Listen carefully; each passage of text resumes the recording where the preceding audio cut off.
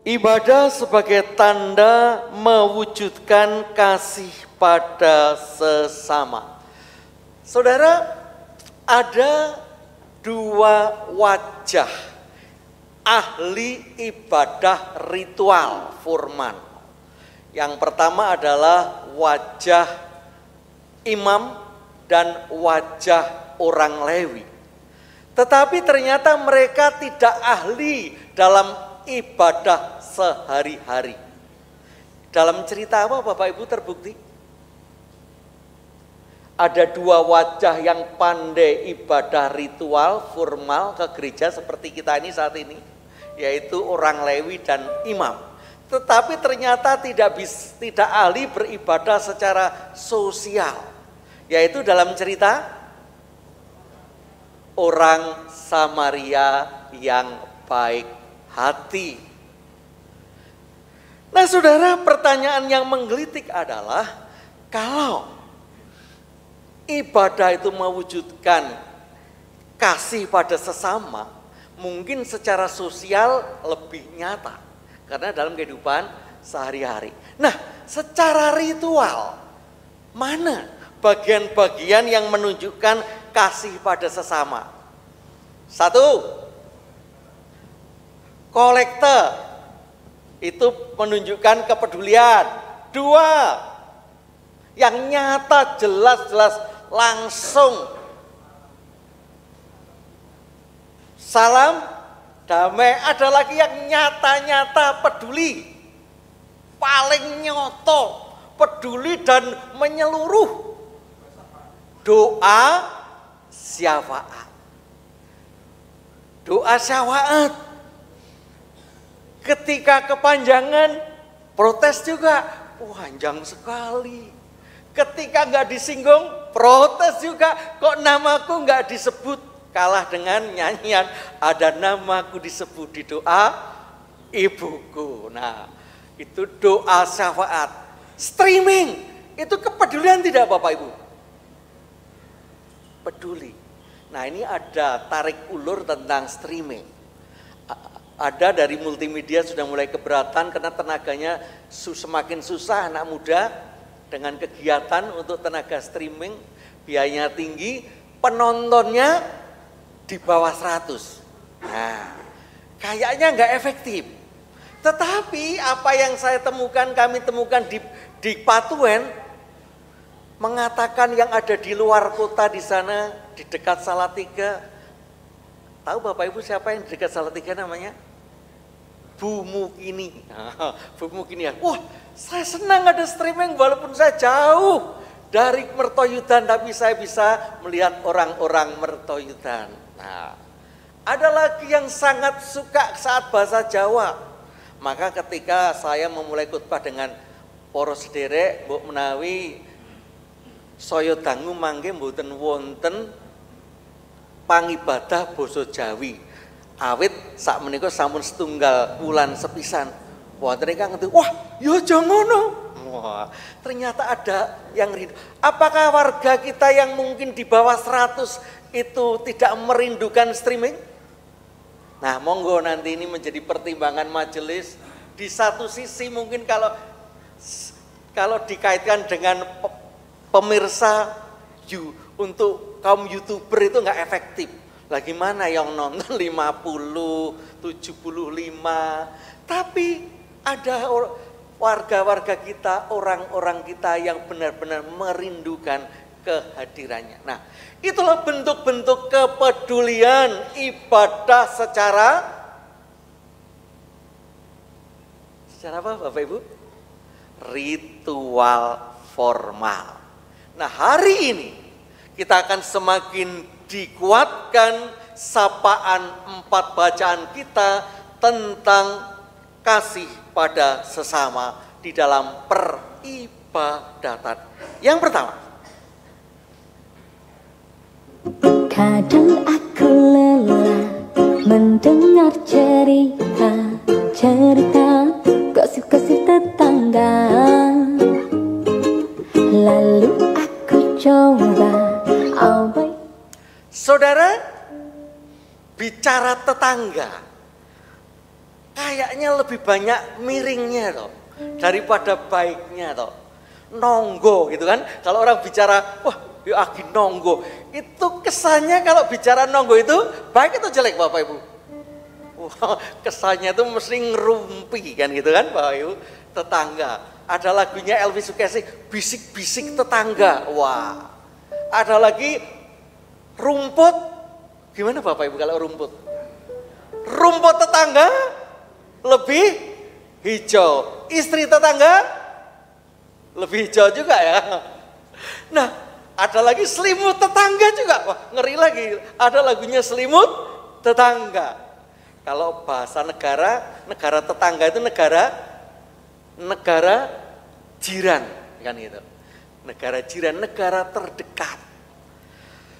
Sebuah peribadatan yang cukup menarik ketika bangsa Israel mau keluar dari tanah Mesir, yaitu tulah yang terakhir kematian anak sulung, mereka disuruh untuk makan domba. Nah, tapi porsinya kalau keluarganya sedikit, dombanya banyak, ya berbagi kan gitu. Berbagi, itu kata-katanya.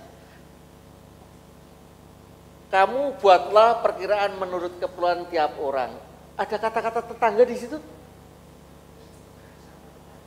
Ke tetangga yang terdekat, ini dasawisma mungkin kalau PKK ya. Nah, ya berbagi. Kayaknya ini embrio adanya komsel, embrio persekutuan kelompok.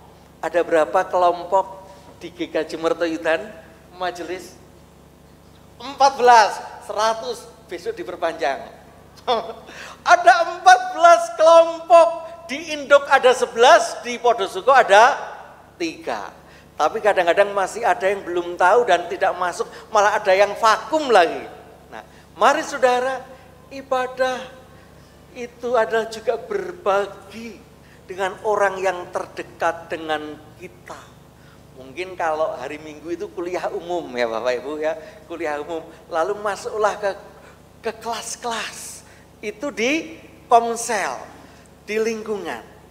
Itulah kekuatan ibadat, bukannya secara sendirian. Mungkin kalau umum nggak mungkin salam-salaman, saya juga jauh kalau dari sana. Kalau di kelompok, dalam peribadatan yang lebih kecil, disitulah kekuatan dibangun lebih kuat untuk saling memperhatikan.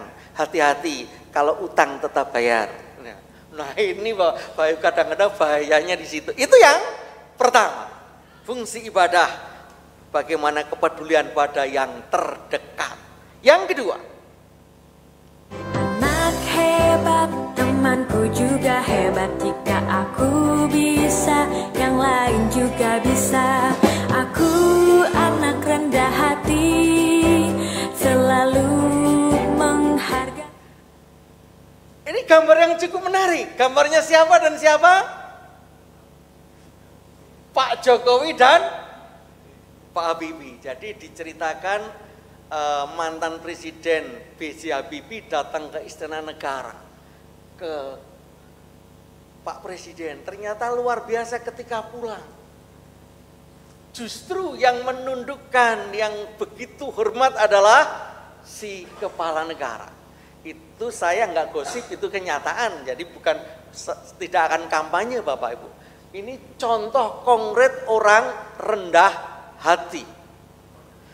Dalam peribadatan adalah orang-orang yang rendah hati yang diharapkan. Sehingga ketika ketemu langsung ces. Ketika mau ibadat dikatakan tumben kok ngetok. Wah, nggak ces itu namanya. Nah, mari saudara, peribadatan kita adalah menjadi peribadatan orang-orang yang peduli dan rendah hati.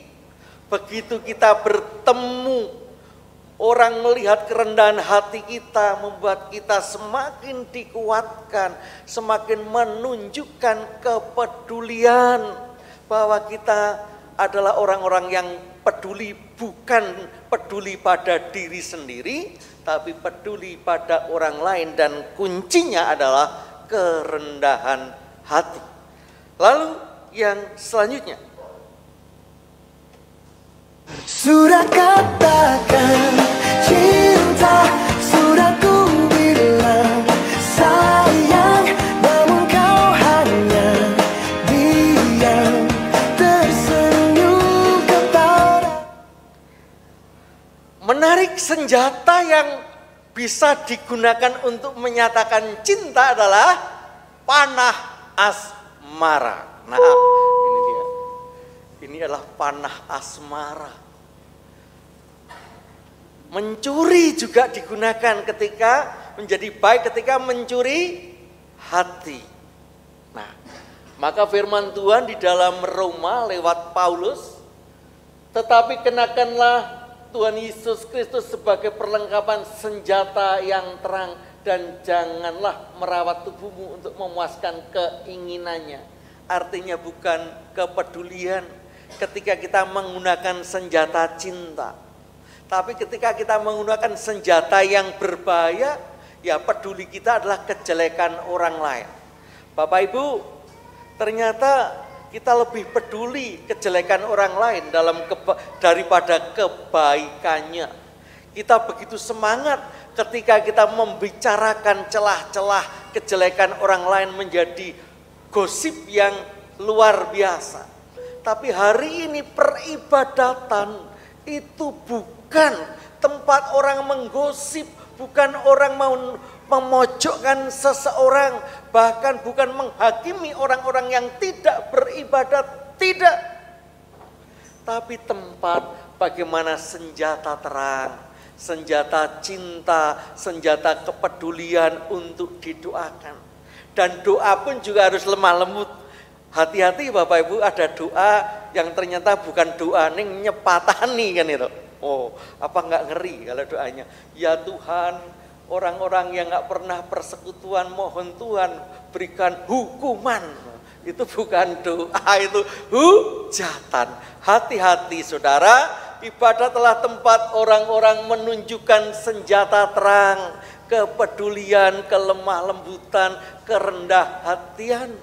Sehingga jangan digunakan legitimasi untuk menghakimi, karena ibadat adalah tempat menunjukkan senjata terang dan kepedulian. Dan yang terakhir, senyum sayang, biar aku semangat berjuang. Ojo nuruti gengsimu, jelas-jelas aku ndak mampu. Bapak Ibu tahu lagunya judulnya? Ayo, tahu nggak? Judulnya bagus loh ini, Full Senyum. No, lagunya Full Senyum.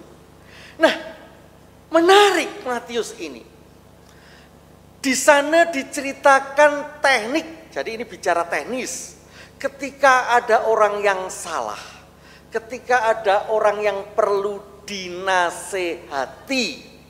Jadi kalau di sana teknisnya pertama dikatakan 4 mata, ya 4 mata. Kecuali mungkin ada kadang-kadang juga ada yang 3 mata ya, kalau satu matanya sakit satu kan 3 mata gitu kan.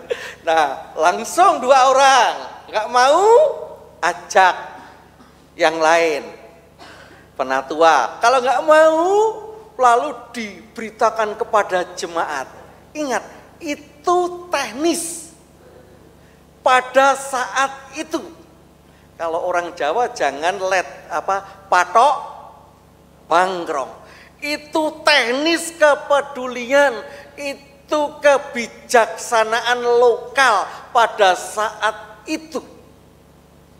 Jadi mari kita artikan, kita juga punya cara. Cara orang Jawa beda, cara orang Batak beda, cara orang Jawa yang di GKJ Mertoyudan beda, cara orang Jawa di GKJ Plengkung beda. Tetapi yang penting adalah sebuah kepedulian yang maksimal. Ada sebuah usaha yang terus menerus untuk peduli, tidak mutung. Jadi Bapak Ibu bicara orang mutung, Itu bukan hanya yang dinasihati, yang menasihati juga kadang-kadang mutung, ceklek dalam perjalanan. Ya sudahlah. Malah dikatakan di sini pada saat itu dikatakan orang Farisi, orang munafik. Hati-hati. Itu cara dan gaya sebuah komunitas pada saat itu. Dan kita juga punya komunitas dengan cara yang berbeda. Tapi yang penting adalah kepedulian itu selalu diusahakan. Selalu ada komunikasi. Sedangkan caranya, kitalah pelaku-pelaku yang tahu persis situasi dan kondisi, tidak bisa digeneralisasikan. Pangel banget. Generalisasikan, ya dibuat umum, nggak bisa. Itu dilihat konteksnya masing-masing. Ada orang yang dilirik saja sudah tahu, ada yang dipendili tetap nggak tahu kan. Jadi beda-beda konteksnya. Tapi yang penting adalah ibadah itu sebuah usaha untuk tetap menasehati, punya kerinduan untuk membawa di dalam cinta kasih. Bela saudara, ibadah sesuai dengan bulan September adalah bulan pengajaran atau katekise. Kalau Agustus bulan kebangsaan. Kita masuk bulan pengajaran. Kalau lingkungan GKJ sebenarnya adalah bulan ini adalah minggu-minggu bulan pendidikan. Apa Bu Min? Pekan Pendidikan Kristen. Dan itu kita perlu doakan karena persekolahan-persekolahan di lingkungan gereja banyak tantangan dan mulai surut. Nah, inilah mari kita doakan bulan berkaitan dengan bulan pengajaran, dimulai dari mengajar diri kita sendiri untuk mengerti bahwa sebuah peribadatan adalah sebuah tindakan untuk peduli menyatakan kasih pada sesama. Amin.